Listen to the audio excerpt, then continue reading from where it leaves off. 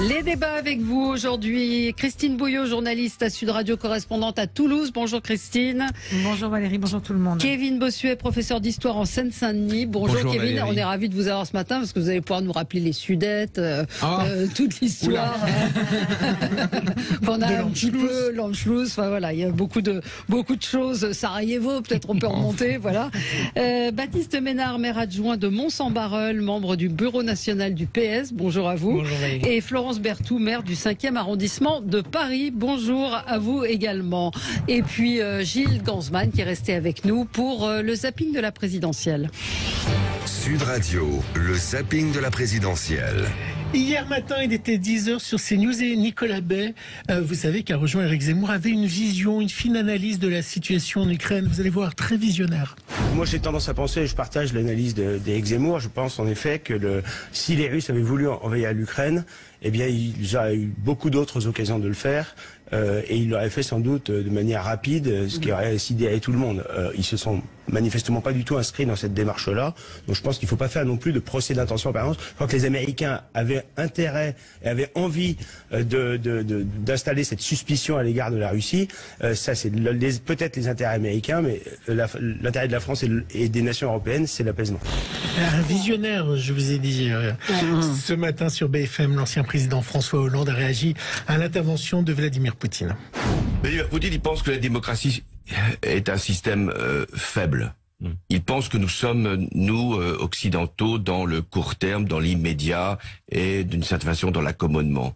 Que nous ne sommes pas prêts à nous battre pour notre indépendance. Que nous sommes toujours prêts à faire des concessions. Que nous n'avons aucune valeur suffisamment forte pour nous inspirer. Voilà ce qu'il pense profondément. Et comme il est au pouvoir depuis plus de 20 ans, il pense même que nous sommes vraiment des précaires face à lui qui est un permanent. Il faut être dur à l'égard de Vladimir Poutine. Ça ne veut pas dire refuser le dialogue. J'ai dialogué pendant des heures et des heures avec Vladimir Poutine. Il faut être dur, ne jamais penser qu'on va le séduire, ne jamais penser que la diplomatie, avec des arguments logiques, avec des arguments de raison, la diplomatie va l'emporter. Il ne comprend que le rapport de force. Voilà. Et ce matin, Bruno Le Maire l'a peut-être entendu puisqu'il a annoncé des sanctions contre la Russie. Le président Poutine a fait le choix de l'escalade de la violation du droit international. Suite au Conseil des défenses, nous allons mettre en œuvre des sanctions appropriées et ciblées contre les intérêts russes. Oui, lesquels? C'est bien toute la question et on va en reparler dans un instant. Et puis Clément Beaune, qui était aussi sur LCI, alors le matin lui aussi, notre secrétaire d'État aux Affaires étrangères, lui, il pensait pas, il n'imaginait pas que Emmanuel Macron puisse être berné, parce qu'ils avaient pensé que s'il nous bernait, eh ben eux, ils avaient déjà pensé qu'il pourrait être berné. Écoutez. Est-ce que le risque, c'est pas de se faire berner par Vladimir Poutine? Mais on se fait berner si on laisse faire et on ne prépare pas une éventuelle riposte en cas d'éventuelle attaque. Mais on n'a aucune naïveté là-dessus, on prépare aussi cela. Mais est-ce qu'on est naïf si on gagne du temps pour la négociation, si on laisse une chance à cette discussion? Et oui, discussion qui n'aura pas lieu. Donc, hier, Marine Le Pen était très en colère contre les maires et les parrainages. Idem pour Éric Zemmour qui lui accuse les LR et le PS. Les menaces des partis politiques de LR et du Parti Socialiste contre les maires qui voudraient nous parrainer ou me parrainer aussi doivent être condamnées. Vous voyez, c'est tout un ensemble. Alors évidemment, nous faisons tout pour les avoir. Nous incitons les maires à nous parrainer parce que il me semble qu'un candidat qui a au moins 15% des voix dans les sondages ne peut pas ne pas être candidat. Cela vaut aussi pour Marine Le Pen et pour Jean-Luc Mélenchon. Je ne plaide pas que pour ma paroisse. Ça serait scandaleux que ces deux autres candidats ne soient pas candidats. Donc voilà où nous en sommes. Bon, mais heureusement, Valérie, pour Marine Le Pen et Éric Zemmour, il y a Ségolène Royal. Super Ségolène, parce que Ségolène, elle a trouvé la solution pour les parrainages. Non, pas une solution, deux solutions. La question est de savoir, est-ce qu'il faut rendre ce parrainage obligatoire? C'est une première hypothèse, mais à ce moment-là, il faut remonter le seuil, parce que 500, c'est quand même très peu, c'est-à-dire si 42 000 personnes se déplacent, 500, ça fait un seuil très bas. Et cette question de la remontée du seuil à 1000 ou 2000 a déjà été évoquée d'ailleurs dans les années passées. Ça, c'est la première hypothèse. La seconde hypothèse, c'est de maintenir le vote facultatif, mais de ne pas le rendre public et d'élargir la base. C'est-à-dire, on intègre par exemple les conseillers municipaux. Ouais. Ça fait beaucoup de monde, ça c'est sûr. Donc ça veut dire aussi que si on fait ça, il faut relever le seuil. En tout cas, pour la prochaine élection, c'est trop tard. Ah oui, moi c'est la conclusion. J'ai plein d'idées, mais c'est trop tard. C'est trop tard. Oui, Florence Berthoud. Oui, enfin bon, écoutez, c'est. Attention au verre. Oui, là on a l'impression que c'est un peu professeur Nimbus. Il y a aussi une autre solution. Finalement, les Français pourraient eux-mêmes parrainer. Bon, l'affaire du seuil, c'est un éternel problème. Si on propose de remonter le seuil et on anonymise, je dirais que c'est un peu, on a neutralisé, effectivement, on a tout neutralisé. C'est-à-dire que ça revient un peu au même. Moi, je voudrais revenir sur la proposition de François Bayrou, qui est très intéressante quand même, notre démocratie. Parce qu'objectivement, moi, je ne voterai pas ni pour M. Mélenchon, ni pour M. Zemmour, ni pour Madame Le Pen, parce que pour moi, ils représentent les extrêmes. Mais je trouve tout à fait anormal pour notre démocratie que ces trois candidats qui sont au-dessus de la barre des 10% et qui représentent quand même 4-5 millions potentiellement d'électeurs ne puissent pas concourir. Donc oui, il faut une réserve. Mais vous savez, quand vous êtes un élu local, si, au nom de la démocratie, vous allez apporter votre voix, par exemple, à Marine Le Pen et à Zemmour, encore une fois, pour lesquels je ne voterai jamais, en tout cas comme maire, jamais. Mais on va vous ressortir ça dans 2 ans, dans 3 ans, dans 4 ans. Et les réseaux sociaux feront leur œuvre et on laissera entendre que vous êtes une élue extrémiste. Donc, il faut s'il y a une réserve, il faut anonymiser. Si on ne veut pas lier le soutien, qui est un acte démocratique, à un candidat qui représente un engagement plus, franchement, avouons que c'est un tsunami pour la démocratie. Si 4-5 millions d'électeurs ne sont pas représentés, même si on ne partage, ce qui est mon cas, rien avec Madame Le Pen, Monsieur Zemmour ou Monsieur Mélenchon. Vous avez parrainé quelqu'un ? Je n'ai pas parrainé, je n'exclus pas de rejoindre la réserve. Les autres ont le parrainage. Les autres ont le parrainage. Parce que ça serait vraiment, il y aurait beaucoup de choses. Il y aurait beaucoup de choses contre vous. Mais franchement, mais bien sûr, tous les élus locaux. On sait qui vous êtes. Si c'est pas, ça fait des années que vous êtes maire. On sait qui vous êtes. Vous n'avez pas idée de ce qu'est une campagne municipale et des dérapages qui sont sur les réseaux sociaux. Croyez-moi. Donc une réputation de plusieurs années, ça suffit pas. Une réputation de plusieurs années va être ruinée. Croyez-moi. Avec quelques tweets, je pourrais vous parler hors antenne de quelque chose qui m'est arrivé aux dernières élections. Donc ne croyez pas ça. Même si vous êtes reconnu pour être démocrate, etc., je puis vous assurer que votre réputation, elle va être ruinée en quelques tweets. Donc si on fait ça, il faut avoir le courage de dire oui. Alors, mais il faut anonymiser, sinon ça ne marchera pas. On va en reparler parce que c'est le coup de gueule de Baptiste Ménard. On en a beaucoup parlé hier, mais c'est vrai que c'est un sujet qui est aujourd'hui extrêmement prégnant. Une candidate qui a 2%. Mais vous croyez franchement qu'ils n'auront pas leur candidature? Moi, j'y crois pas une seconde. Alors, si. Quand vous voyez, là, c'est possible. Si c'est possible. Si les grands partis ne les aident pas, je vous assure qu'ils n'auront pas. On y revient dans un instant avec vous. À tout de suite sur Sud Radio.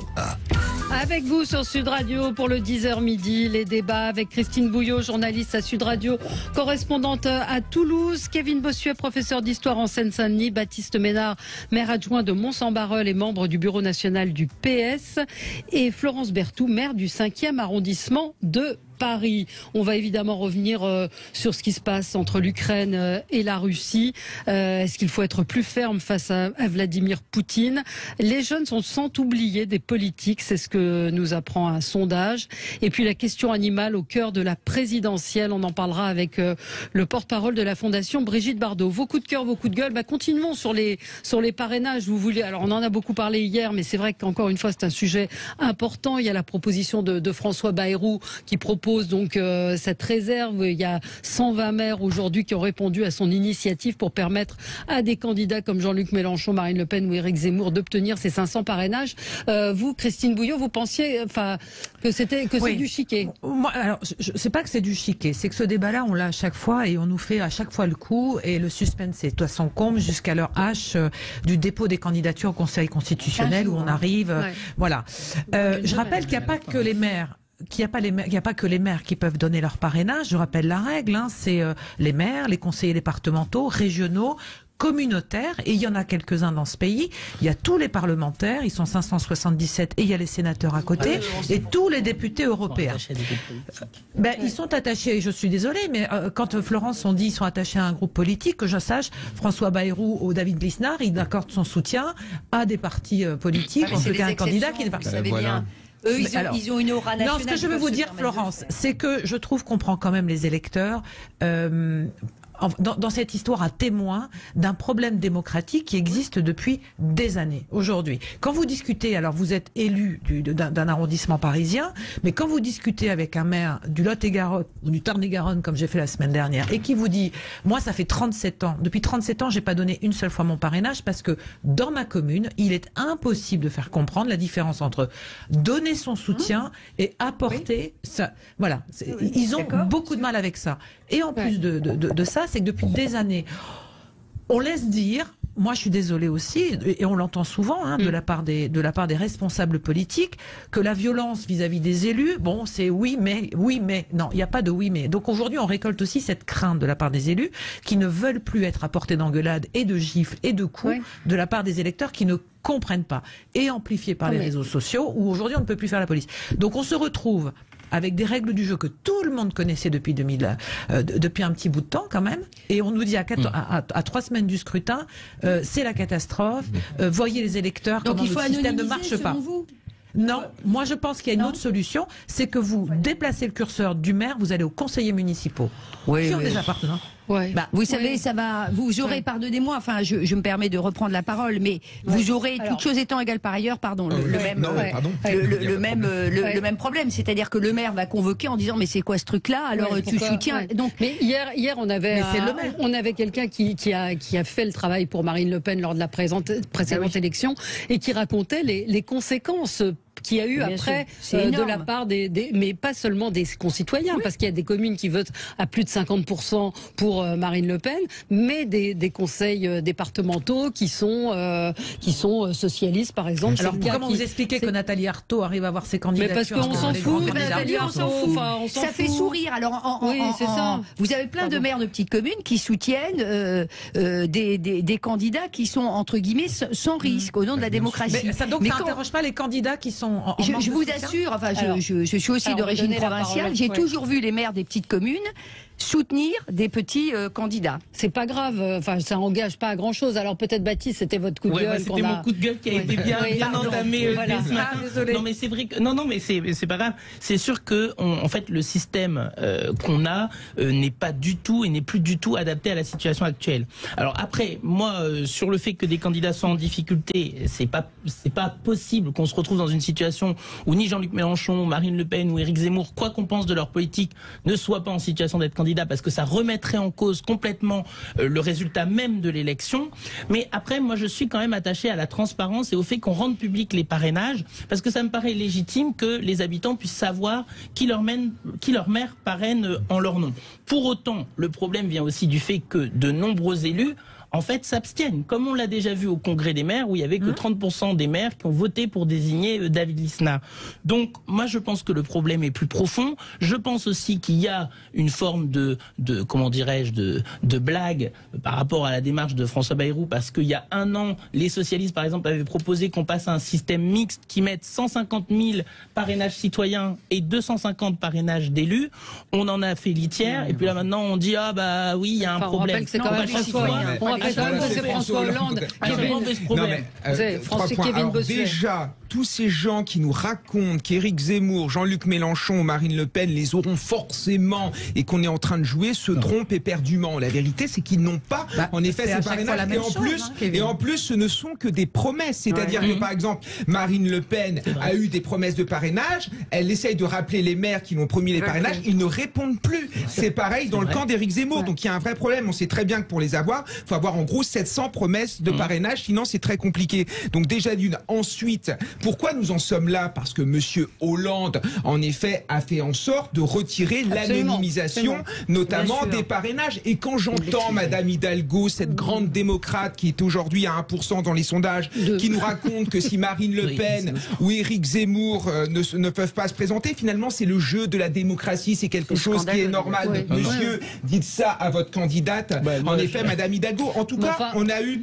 Olivier Véran dit pas autre chose. En tout cas, moi, j'ai remarqué une chose. On a vu dans ce débat où étaient les démocrates et où n'étaient pas les démocrates. Quand je vois par exemple David Lisnard en effet apporter son parrainage à Jean-Luc Mélenchon, je trouve ça bien. C'est un acte démocratique majeur. Quand j'entends Monsieur Roussel, parce que c'est plus facile de quand donner à j'entends Jean-Luc Monsieur Roussel nous raconter en effet qu'il ne faut absolument pas donner son parrainage à Marine Le Pen ou Éric Zemmour parce que c'est Pétain, déjà ça me fait rire parce que moi j'aimerais rappeler à Monsieur Roussel l'histoire du Parti communiste français, le pacte germano-soviétique, le fait que le PCF s'est quand même allié avec Hitler, mais de manière générale, on sent bien là le sectarisme de la gauche et la vérité, c'est qu'en fait, il y a une volonté de bloquer la démocratie et contre ceux, en effet, qui incarnaient le camp du mal. Et c'est pour ça que M. Hollande a pris cette décision. Non, mais ça ne rendrait service à personne. Là, je suis pas d'accord avec vous, parce que ça ne rendrait service à personne qu'Éric Zemmour ou Marine Le Pen ou Jean-Luc Mélenchon ne soient pas en situation d'être candidat, parce qu'ils sont dans les sondages à plus de 10%. Aux élus socialistes de donner le parrainage à Zemmour ou Le Pen. Christine Bouillon. Moi, je trouve qu'on prend trop les électeurs à témoin de cette guéguerre entre les candidats à la présidentielle. Ah ben si, je suis désolée, Florence. C'est comme ça que ça a vécu une guéguerre. Ah ben si, parce qu'en fait, on les rend responsables du fait que leurs élus ne veuillent pas donner les parrainages. Peut-être que les élus, bien sûr, puisque en fait les élus, soi-disant, ne donnent pas leur parrainage puisqu'ils ont peur de la réaction de leurs administrés. Non, pas des administrés. On l'a dit, on est passé à autre chose. C'est des élus, c'est du département, c'est des gens qui n'ont pas pu. C'est ce que nous disait Vincent hier de l'Hérault, qui ont vu des subventions refusées parce qu'ils avaient soutenu Marine Le Pen. Et c'est ce que nous a dit Laurent Jacobelli, c'est-à-dire que des maires qui ont soutenu Marine Le Pen à la dernière, puis il nous a raconté aussi que des maires qui avaient soutenu Marine Le Pen refusaient, 1 sur 2 refusaient de la soutenir par peur des représailles. Bien sûr. Après, on pourrait rentrer dans ce jeu-là en disant, par exemple, quand il y a des communes qui suppriment des subventions parce qu'elles changent de couleur politique, enfin, le jeu est sans fin. Le malaise sur les élus, moi je parle des élus de terrain, le malaise, il est aussi, c'est que ils ont aussi le sentiment que tous les 5 ans, on vient les voir en disant ça serait sympa que vous nous... Et que derrière, ils ne maîtrisent rien et qu'on les oublie. C'est aussi...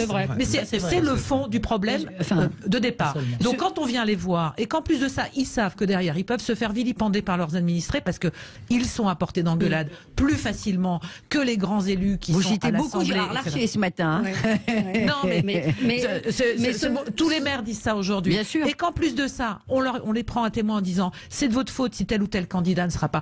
Ces candidats, ils connaissaient les règles. Je suis désolée aussi. Mais je pense qu'ils ne s'attendaient pas à ça cette année. Franchement, je pense qu'ils tombent tous de l'armoire, ceux qui n'ont pas leur signature. Je pense qu'il faut arrêter les incantations et l'hypocrisie. Mais vraiment, il faut arrêter. Il n'y a pas d'autre solution que de revenir à l'anonymisation. Et c'est comme par hasard. Mais là vraiment, ce sont les partis de gauche qui sont le plus farouchement hostiles à ça. Franchement, moi je vous le dis que Anne Hidalgo, qui représente moins de 2%, mais si c'est la question, qu'une candidate qui représente moins de 2% dans les sondages aille faire la leçon sur le thème, tiens, peut-être qu'on pourrait d'ailleurs ouvrir aux citoyens pour qu'ils aillent amener des parrainages. Je veux dire que là, on est quand même en plein délire.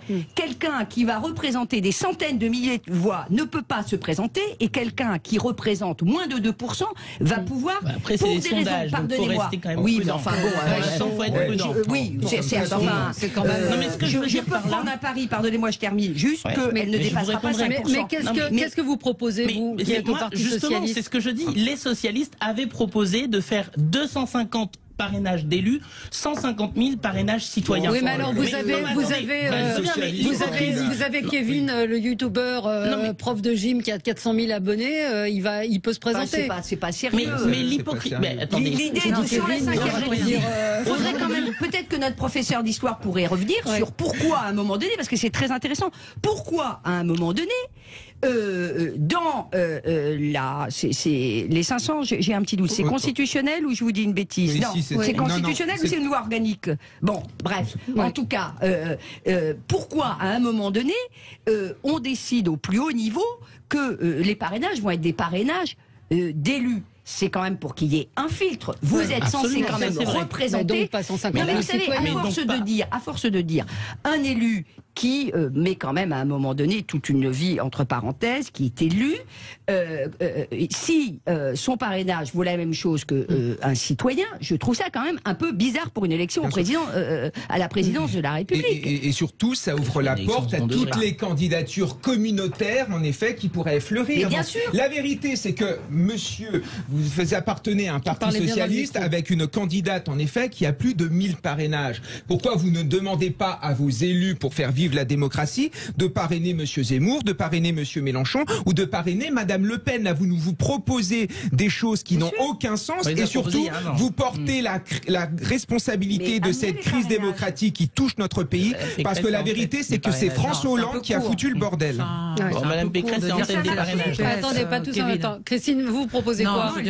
Non, mais moi, je le dis, c'est pas moi qui propose, c'est ces élus du Tarn-et-Garonne, parce que c'est là que je suis allée les voir. Et certains disent, si on déplaçait le curseur effectivement sur des conseillers municipaux, les conseillers municipaux représentent diverses. Ça change. Pourquoi ça serait un problème? Mais anonymisons. Je vois mais Florence, pourquoi pas les conseillers municipaux? Parce qu'il va y avoir les représailles des maires derrière. Vous allez avoir la même chose. Si vous avez un conseil municipal qui est Front National, il a le droit de. Et c'est sans surprise pour le maire. Mais pourquoi le maire vote pas dans ce cas-là? Je veux dire, c'est la même chose. Mais c'est ce que je vous dis, Valérie, c'est que le maire, lui, représente. Et souvent, en plus de ça, les maires des petites communes, nous l'oublions pas non plus, ils sont élus sans étiquette. Mais pardonnez-moi, il n'y a pas que les maires des communes, les parlementaires. Mais là, c'est pour après. Parce que vous, Florence, vous n'avez pas encore décidé qui vous alliez parrainer, par exemple. Mais parce que le sujet, si vous voulez, amener son parrainage à quelqu'un qui va pouvoir se présenter. Moi, je considère que le parrainage est un acte, originellement, qui est un acte démocratique. Voilà, à partir du moment... c'est un acte démocratique. C'est faire vivre la démocratie. Mais vous voyez le paradoxe. C'est-à-dire qu'on considère que parrainage vaut automatiquement soutien. Et moi, je considère que le parrainage doit être fondamentalement une manière de faire vivre la démocratie. Sauf que c'est pas compris comme ça. Je considère qu'une élection présidentielle où, compte tenu des sondages, même si les sondages sont à prendre avec des pincettes, mais où ni Zemmour, ni Le Pen, ni Mélenchon ne peuvent se présenter, c'est une démocratie qui est extrêmement malade. On y reviendra peut-être tout à l'heure. C'est pas comme ça qu'on va faire que les jeunes vont vouloir aller voter. Allez, on marque une pause, c'est l'heure de la pub et on se retrouve dans un instant avec vous sur Sud Radio pour continuer ces débats. Les débats, allez, rapidement, vos coups de cœur, vos coups de gueule, parce que c'est important. Florence Berthoud, coup de cœur. Eh bien, coup de cœur, c'est une jonquille contre le cancer. Ça va faire 18 ans que l'Institut Curie, qui, vous le savez, est une référence absolue dans le monde pour lutter contre le cancer, mène cette opération-là et va chercher des fonds. Alors, c'est évidemment un cocorico, vous m'en voudrez pas, comme maire du 5e, parce que l'Institut Curie est évidemment dans le 5e. Mais au-delà de ça, on va chaque année, nous faisons une grande opération, un grand village des jonquilles, place du Panthéon. Et surtout, moi, je remercie tous ceux qui vont donner de l'argent. Cette année, ça sera pour amener de l'argent pour la recherche sur le cancer des ados et des jeunes adultes. C'est quand même pratiquement 2300 jeunes qui développent des formes de cancer. Et c'est grâce à ça, vraiment grâce à ça, que la recherche, l'intelligence artificielle en cancérologie a pu progresser. Donc on a besoin des dons et ça va démarrer d'ici 3 semaines, mars. Voilà, c'est le printemps, mais c'est aussi l'espoir pour lutter contre le cancer. Christine Bouillot, votre coup de cœur. C'est tout le mois de mars, hein. Oui. Pas une seule journée. Oui, mon coup de cœur juste sur une petite start-up bordelaise qui a une idée géniale. Vous savez, 50% des agriculteurs, dans quelques jours c'est l'ouverture du salon de l'agriculture, hein, mais 50% des agriculteurs français vont partir à leur retraite dans les 10 ans à venir, donc on va perdre la moitié s'ils ne sont pas renouvelés. Et ces jeunes gens ont eu la super idée de proposer tout simplement à ceux et celles qui ont un peu d'argent, plutôt que de les mettre dans des fonds de pension américains, d'investir dans des fonds de pension afin d'acheter des parts de sociétés agricoles ou de reprises de sociétés agricoles ou de fermes agricoles. En fait, ils permettent à une nouvelle génération d'agriculteurs de s'installer. Donc, vous pouvez mettre ce que vous voulez. Hein, ça va de 2 000 euros c'est sans limite, hein, pour ceux qui souhaitent. Et la vocation, effectivement, c'est de permettre, en fait, la jeune société, l'installation, ils rachètent des fermes qui sont sans repreneur et ils permettent l'installation parce que c'est souvent le foncier qui pose problème pour l'installation des jeunes agriculteurs. Je redonne le nom de cette petite start-up, si ça vous intéresse, ça s'appelle Ferme en Vie. Son siège est à Bordeaux. Voilà, coup de chapeau. Bien. Bon coup de cœur. Avec Kevin, on retombe dans la politique. Voilà. Oui, bon, un coup de gueule, c'est pas vraiment un coup de gueule, mais voilà, je ne comprends rien. Pas forcément une déception, mais disons que je ne comprends pas, si vous voulez, la campagne de Valérie Pécresse. J'ai l'impression qu'en fait, c'est une campagne qui est empêchée. Et finalement, Valérie Pécresse est victime d'un système qui s'est mis en place. Enfin, elle a été élue lors de la primaire LR. Donc certes, elle a été élue, mais le vrai gagnant de la primaire LR, c'est qui? C'est évidemment Éric Ciotti. C'est évidemment les idées d'Éric Ciotti. Et son problème, c'est qu'elle n'arrive pas à s'en libérer. On connaît quand même depuis le temps Valérie Pécresse, qui est quand même une libérale, qui est quand même quelqu'un qui est au centre droit et qui se sent obligée finalement d'adopter le discours d'Éric Ciotti, sauf que ça sonne faux, sauf qu'on n'y comprend rien. Elle n'a de cesse de vouloir se démarquer de ce qu'elle appelle l'extrême droite en reprenant ses thèmes. Enfin, moi j'ai écouté son discours, elle reprend l'expression français de papier, elle reprend l'expression grand remplacement, donc en termes de stratégie politique c'est complètement idiot en effet de reprendre les notions de l'adversaire, mais surtout ça sonne complètement faux. Je veux dire, elle tient un discours comme Éric Zemmour tout en disant qu'Éric Zemmour finalement serait le mal, serait l'extrême droite. Elle fait du en même temps. Je veux dire, un jour, elle parle aux électeurs macronistes, l'autre jour, elle parle aux électeurs zémouristes, sauf qu'on ne comprend pas ce que c'est que le pécressisme. Elle est sans arrêt en train de dire je suis Thatcher, je suis comme Angela Merkel, je suis comme Chirac, etc. Sauf qu'on ne sait pas ce que propose Valérie Pécresse. Il y a un manque de vision. Je pense que si elle veut réussir sa campagne qui est plutôt mal barrée, il faut qu'elle se libère, qu'elle mise sur sa compétence, qu'elle mise sur ses qualités de gestionnaire et qu'elle arrête de tenir un discours qui ne lui correspond pas. Moi, j'appartiens pas à la droite forcément de Valérie Pécresse, mais j'aurais beaucoup plus d'estime pour elle si elle décide de se montrer telle qu'elle est, une femme de centre droit qui a très bien géré l'Île-de-France et en effet qui est assez molle sur les questions liées à l'identité ou à l'immigration. C'est pas un peu paradoxal. Bon. Vous l'accusez d'aller trop sur non, je l'accuse, si vous voulez, de ne pas être elle-même, de jouer un rôle et de ne pas être en cohérence avec ce qu'elle pense profondément. Et c'est ça qui joue à un moment où les Français sont en quête de sincérité. Forcément, ça ne peut pas imprimer. Valérie Pécresse est actuellement une candidate en construction. Elle n'en sortira pas si elle fait pas preuve, en effet, de plus de sincérité dans ses convictions politiques.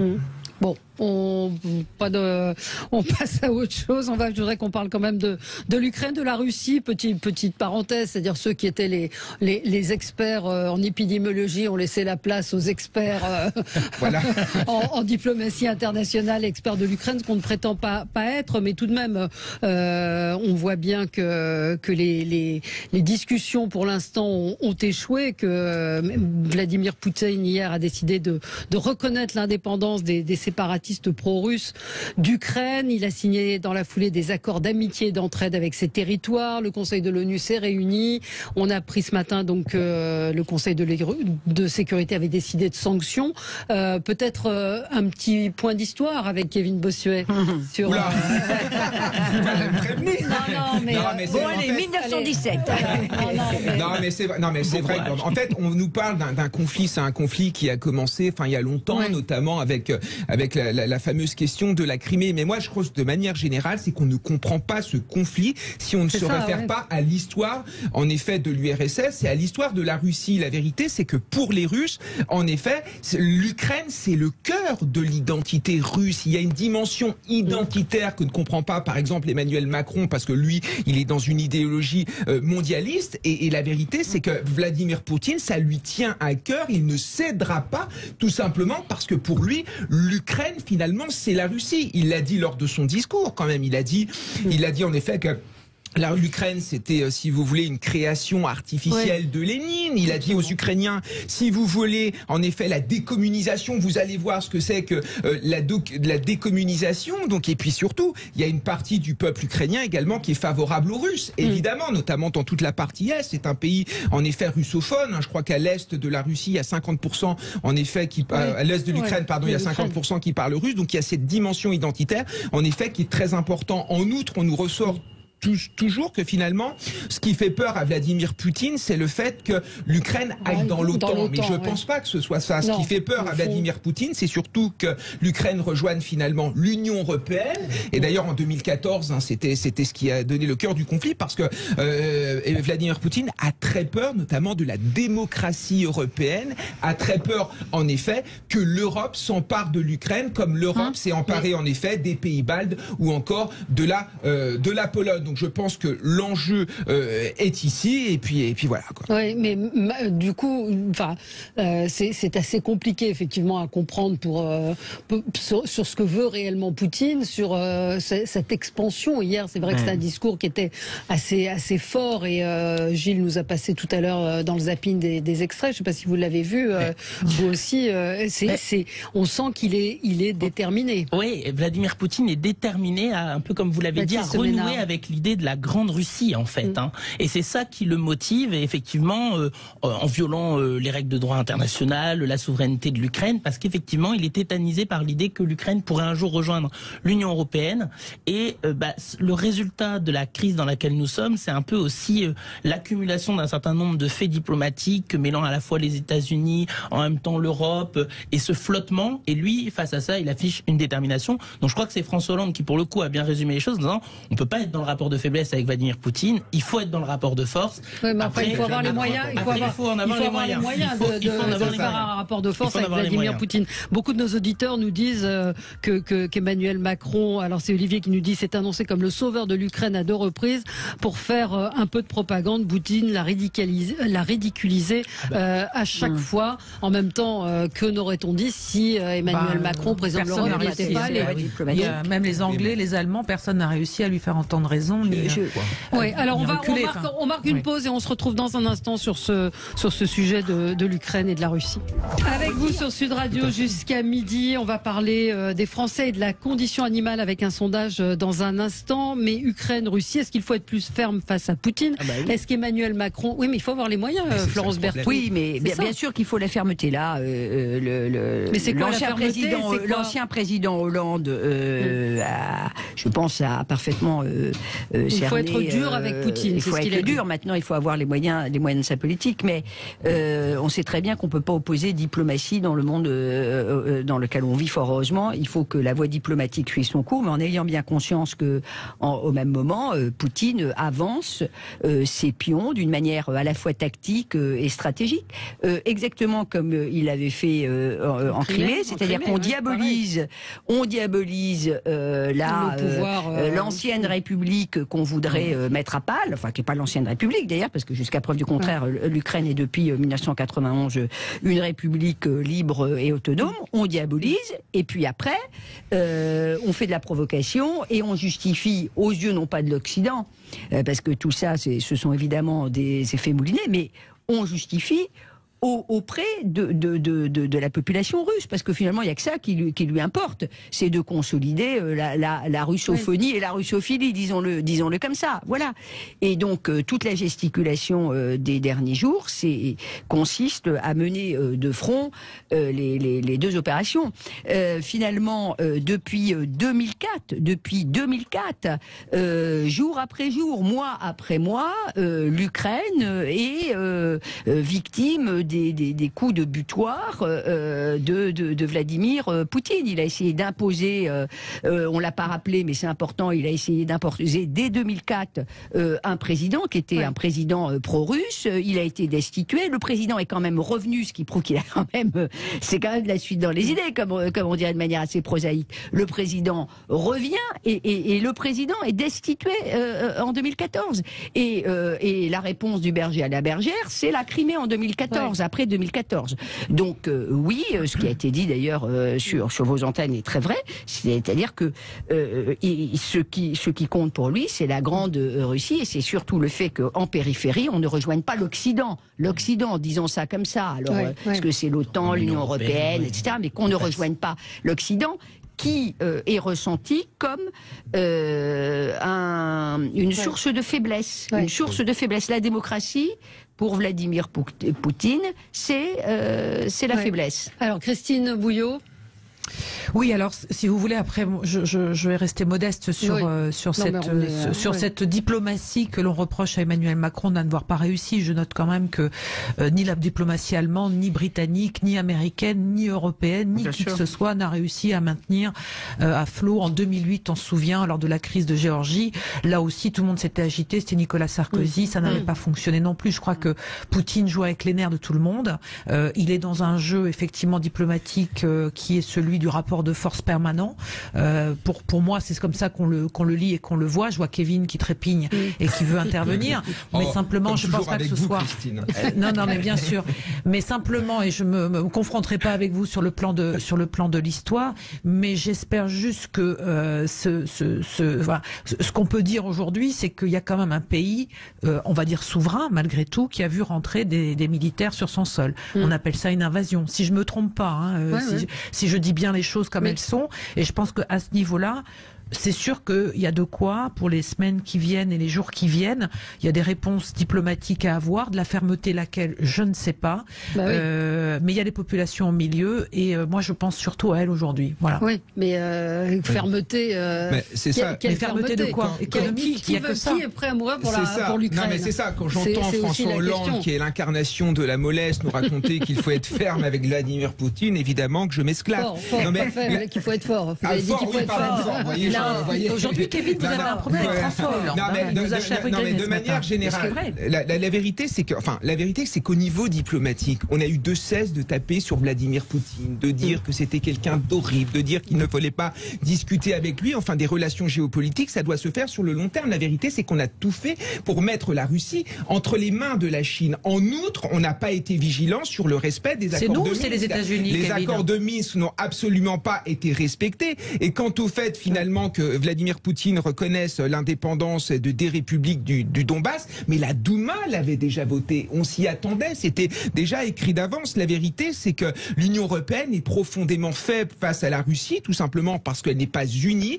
D'ailleurs, quand Emmanuel Macron est venu voir Vladimir Poutine, mais il y est venu en tant que tel, en tant que président de l'Union européenne, ou en tant que finalement président, le président hongrois apportait son soutien. En plus, on a déjà dit qu'on n'interviendrait pas militairement. Donc déjà, on a donné raison à Vladimir Poutine, et Vladimir Poutine a évidemment déjà gagné. Et puis de manière plus générale, on est quand même très dépendant du gaz russe, évidemment, que les Allemands vont pas se mettre la Russie à dos, alors qu'énergétiquement parlant, ce serait compliqué contre elle. La vérité, c'est qu'on laisse Poutine agir parce qu'on n'a pas les moyens de le contrer, parce que l'Union européenne est profondément faible et que l'Union européenne de la défense ne peut pas exister, parce que l'Union européenne n'est pas une nation, et quand on est dans de la géopolitique, on défend ses intérêts, point final. Vous voulez que je vous dise ce qui va résoudre tout ça? C'est Yannick Jadot. Ce soir, il organise un rassemblement devant l'ambassade de Russie à 17h en solidarité avec le peuple ukrainien. Tout va bien. Je pense que ça va. J'espère qu'il y aura des Ukrainiens de service. Ça va porter, voilà. Mais c'est vrai que bon. La vraie question, c'est ça, c'est qui a envie de se battre pour l'Ukraine, et on n'est pas personne. Même tous ces bons gauchistes qui nous racontent que la Russie c'est mal,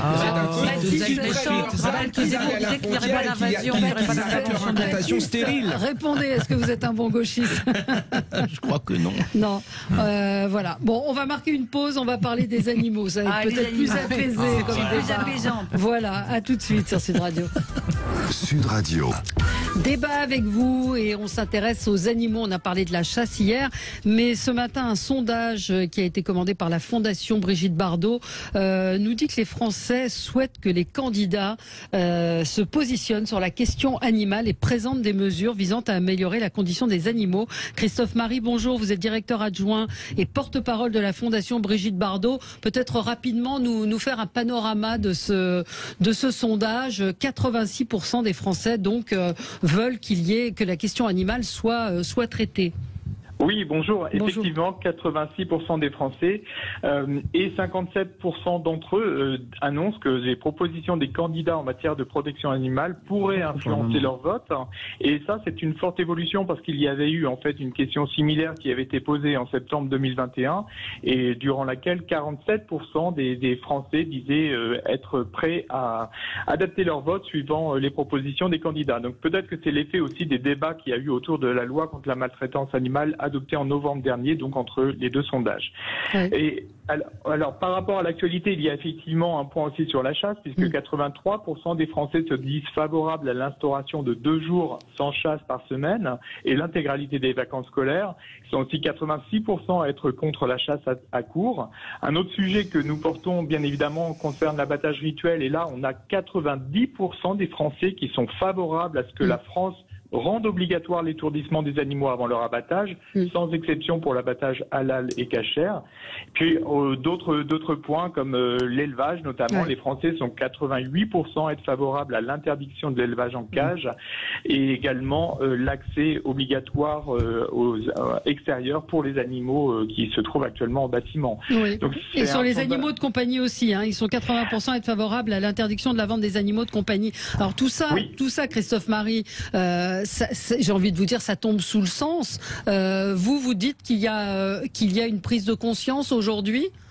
Oui, il y a une prise de conscience qui est très forte. Alors effectivement, ça tombe sous le sens, mais face à cette attente de la société qui est très forte et de plus en plus forte, on a eu très peu de réponses politiques jusqu'à présent, ce qui a changé un petit peu ces derniers mois malgré tout par rapport à l'action menée par les parlementaires. Là actuellement, on est en train de rencontrer les différents candidats ou les équipes de campagne pour leur présenter nos attentes et leur demander de s'engager sur la question animale. Et c'est vrai que c'est encore un peu long. Il y a en France des traditions qui sont difficiles à faire évoluer. Bon, alors si on parle corrida, chasse à court, mais aussi l'expérimentation animale qui est quand même très ancrée et qu'on a du mal à faire évoluer. Là, ce sondage montre aussi qu'il y a une volonté, par exemple, de faire fermer les élevages de chats et de chiens à destination des laboratoires qui sont présents aussi sur notre territoire. Merci Christophe Marie d'avoir évoqué ce sondage. Le Parisien l'évoque également aujourd'hui. C'est vrai que la question animale visiblement est de plus en plus importante. On a vu que Brigitte Bardot a interpellé le candidat Zemmour qui a dit qu'il reviendrait sur l'interdiction des animaux dans les cirques, alors que visiblement elle a été plutôt, elle aimait plutôt bien Éric Zemmour, mais la question animale. Alors moi, ce qui m'étonne, c'est que la candidate à la présidentielle, elle a 0% d'intention de vote. Donc il y a quand même un paradoxe dans tout ça. Et que 74 parrainages. C'est pas forcément paradoxal. On peut considérer que la question du bien-être animal est un sujet important et on voit les mentalités qui ont considérablement évolué ces dernières années et pour autant ça ne fait pas un programme. Il faut quand même être sérieux. On parle beaucoup de la fondation Brigitte Bardot, mais vous savez, il y a une fondation qui a beaucoup fait bouger la réglementation, la législation sur les animaux. C'est la FLDA, qui est présidée d'ailleurs par un ancien grand patron, Schweitzer, et qui notamment... Absolument, il a écrit un livre d'ailleurs. Et voilà, il y a quelques jours, nous avons remis un prix justement dans ma mairie, le prix biologie, le prix Kessler de la biologie, qui incite les chercheurs, ou qui récompense plus exactement, les chercheurs qui arrivent à conduire, qui conduisent des recherches en se passant évidemment des recherches sur l'animal. Il s'agit en aucun cas de supprimer, quand elles sont absolument nécessaires, les recherches sur l'animal, mais d'inciter, de récompenser les chercheurs. Là, en l'espèce, c'est une chercheuse canadienne qui a fait des recherches sur les maladies dégénératives de la cécité. Elle est arrivée à se passer de l'utilisation des animaux pour arriver au même résultat, c'est-à-dire à faire progresser la recherche. Donc là, il y a des choses à faire en matière de recherche, et c'est vrai que on ne pousse pas assez la recherche quand c'est possible à se passer des recherches sur animal. Mais il y a plein de sujets qui ont été évoqués par Christophe Marie. Stéphane nous dit que va faire Éric Zemmour avec les abattoirs halal. Est-ce qu'il va évoquer ce sujet de l'abattage rituel? Il y a surtout les animaux en batterie, c'est-à-dire que les animaux en batterie, parce que là encore c'est plein d'hypocrisie. On dit il faut supprimer les animaux, les élevages en batterie. Bien sûr qu'il faut les supprimer, mais je rappelle que des grandes surfaces vendent le prix de poulets et d'animaux élevés hors sol, comme on dit, et en batterie, et à des prix défiant toute concurrence, et qu'il y a les revenus les plus modestes français qui, hélas, n'ont accès qu'à ce type de type. Donc il faut qu'il y ait des mesures d'accompagnement. Il y a le dossier, on y revient, parce que le parti animaliste est contre la chasse à court, pour avoir des week-ends sans chasse, etc. Ce qui rejoint les propositions des écologistes. Mais moi j'en suis moins sûre. Mais simplement là-dessus, Florence, permettez-moi de vous dire que je suis pas sûre que les gens qui défendent ces idées-là se retrouvent dans le programme d'une Marine Le Pen, d'un Éric Zemmour, même d'un Emmanuel Macron, même d'un Roussel qui défend la chasse. Donc il y a il y a la défense des animaux, mais on va dire les animaux de compagnie contre la maltraitance. Et puis après, il y a un vrai sujet sociétal, ce que vous disiez, Florence, je suis d'accord, sur le paradoxe, c'est on veut moins d'abattage, on veut moins de viande industrielle, etc. Mais c'est tout le système de l'alimentation qu'il faut revoir à ce moment-là. Et donc, c'est un vrai changement de société. Ça veut dire qu'il faut embarquer aussi tout le monde agricole. Et là, c'est pas simplement s'occuper du chien, du chat, du poisson rouge. C'est vrai qu'il y a une forte attente citoyenne sur le sujet, en particulier des jeunes. On en parlait tout à l'heure. Il y a une forte attente là-dessus. Et c'est vrai que jusqu'à présent, le sujet était pris un peu à la légère. La première alerte, ça a été le résultat aux européennes du Parti animaliste, qui a fait quand même presque 3%, qui était pas loin donc d'avoir des eurodéputés. Mais c'est vrai que les mesures qui sont prises, d'abord, elles sont peu nombreuses et avec des délais très lointains. On renvoie toujours à 7 ans, 10 ans. Alors c'est sûr qu'il y a des mesures qui demandent aussi une prise de temps et une concertation beaucoup plus large. Mais il y a aussi des mesures qui pourraient être prises rapidement et qui enverraient un signal, notamment par exemple sur la maltraitance animale, sur les animaux de compagnie. Il y a des choses qu'on peut faire très concrètement. Et encore une fois, moi, y compris localement, par exemple sur le budget participatif, il y a eu des projets d'habitants sur la cause animale, sur les chiens, les chats. Et donc vraiment cette aspiration-là, il faut l'entendre. Alors, il y a eu des choses qui ont été faites pendant ce quinquennat, en particulier sur la fin des animaleries, des ventes d'animaux. Mais avec des délais lointains, comme je vous disais. Moi, je suis passée sur les quais à Paris. Il n'y a plus une animalerie aujourd'hui qui vend des chiens et des chats. Donc il y a quand même eu des choses. Et les animaux disparaissent des cirques. Donc ça a été des avancées. Kevin, on juge une société civilisée à sa capacité ou non à bien traiter les êtres vulnérables. Évidemment que les animaux en font partie, parce qu'il y a tous les ans 100 000 animaux qui sont abandonnés. En 2018, il y a eu 9500 infractions pour maltraitance, en effet, qui ont été recensées. C'est un vrai problème. Moi, j'ai une amie, je peux la citer, Jeanne, notamment, qui est à la SPA et qui voit des choses, mais qui sont horribles. Des chiens qui arrivent, qui sont criblés de balles, des chiens à qui on a crevé les yeux, des chiens à qui on a mis le feu. Enfin, c'est juste incroyable. Et de manière générale, il faut aussi poser la question de la place des animaux dans l'industrie. Parce que quand je vois la manière dont, en effet, les industriels traitent les animaux, c'est juste impossible. Donc il y a toute la question, évidemment, de l'abattage rituel, ce qui se fait souvent sans étourdissement. Il y a la question de la castration des porcs. Il y a la question également du broyage des poussins. Donc ça, en effet, ce sont des questions qui vont se poser. La chasse à la glu aussi. Mais attention à ne pas non plus pénaliser, enfin ne pas critiquer non plus les chasseurs. Enfin, je crois, enfin la chasse, c'est une tradition. Les chasseurs sont des gens, en effet, qui ont été formés. C'est des gens qui ont un permis de chasse. Donc ce ne sont pas des gens qui vont contre le bien-être animal non plus. Donc ne mélangeons pas tout. Voilà, il ne faut pas mélanger les sujets. Les sujets, mais on n'en entend pas parler, en tout cas dans la campagne. Oui. Florence Berthoud. Et pardonnez-moi, je suis d'accord avec tout ce qui vient d'être dit. Je voudrais quand même rappeler qu'il y a un très très grand sujet qui n'est pas si loin que ça de la cause animale, qui est celui de la restauration collective. La restauration collective est laissée pour compte dans les campagnes électorales. Vous disiez, il doit y avoir une prise de conscience aussi du monde agricole, etc.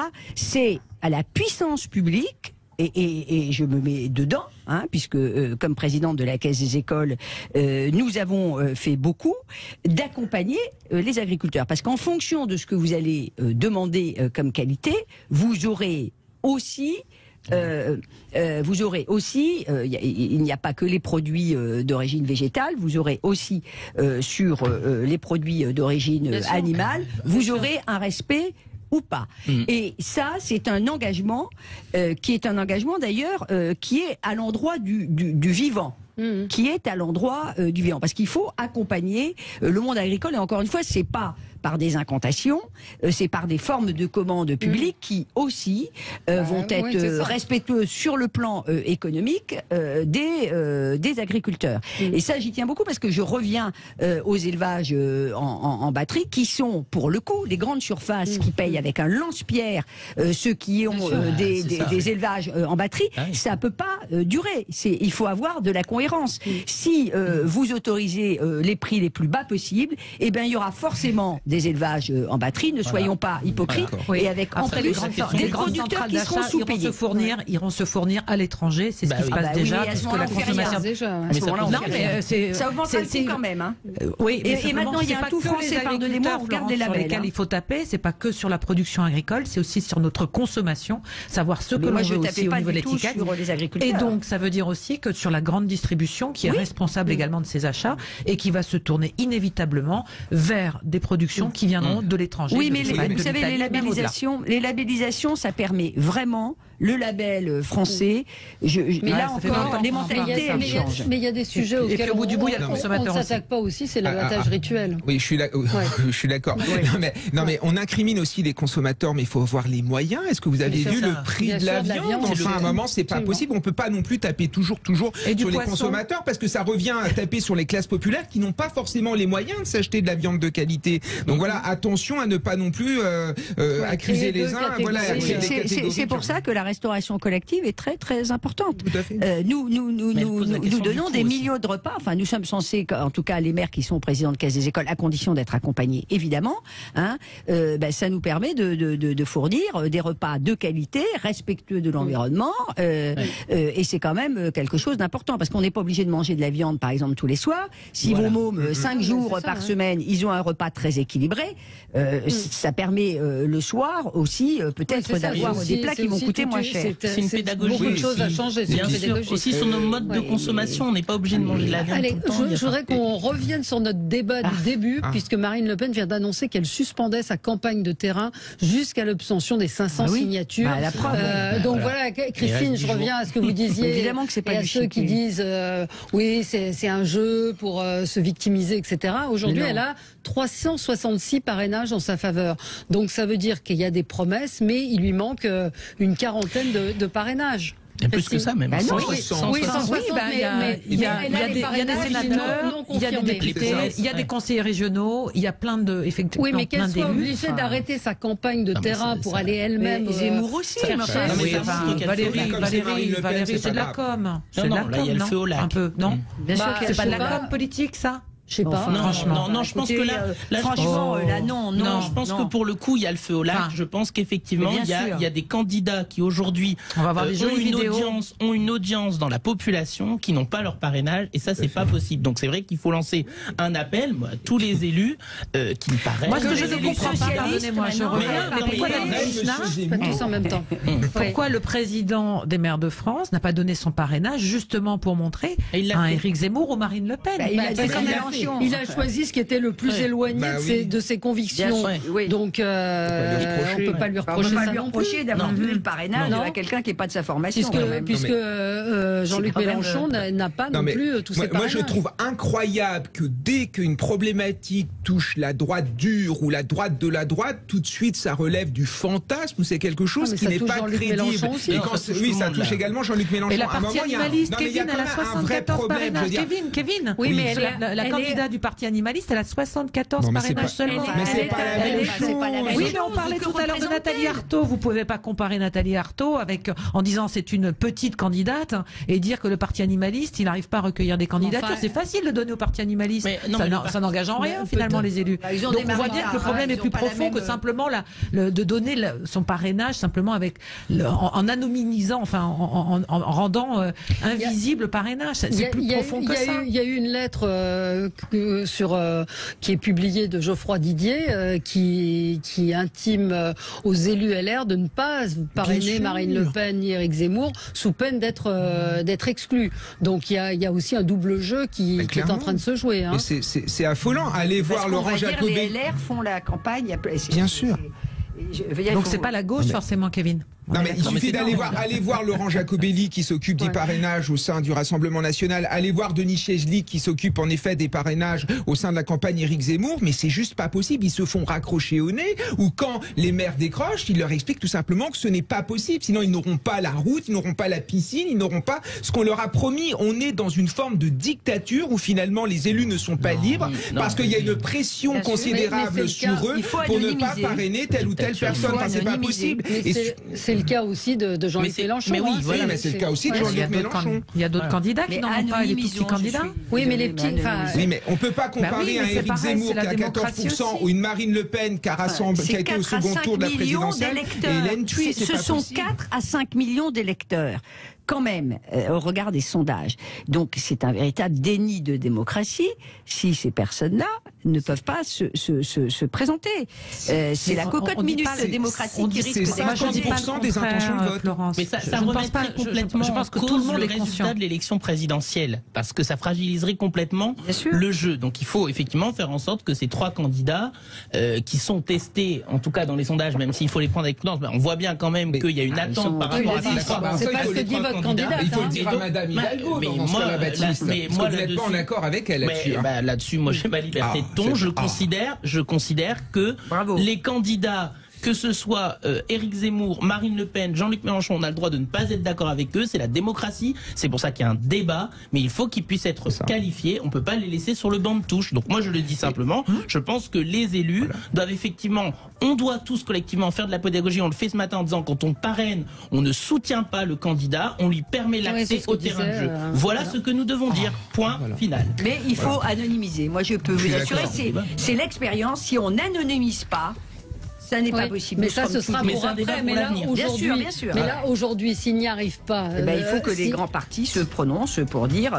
donnez-leur leur parrainage. Voilà. Et Emmanuel Macron viendra nous dire qu'il faut absolument donner les parrainages. Il passera pour celui qui incarne la démocratie et il aura tout gagné. Ça va se finir comme ça. Voilà. Et donc, c'est ce que je dis depuis le début. Tout le monde aura son parrainage et on aura fait un feuilleton là-dessus. Donc, c'est effectivement aussi mise en scène. Il faut en parler aussi. Il y a péril en la demeure, non? Si personne ne fait rien, ils ne les auront pas. Là, je suis pas. Non.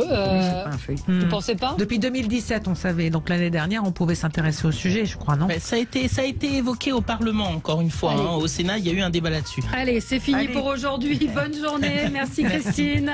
Et merci à tous les 4. On se retrouve demain. Très bonne journée sur Sud Radio.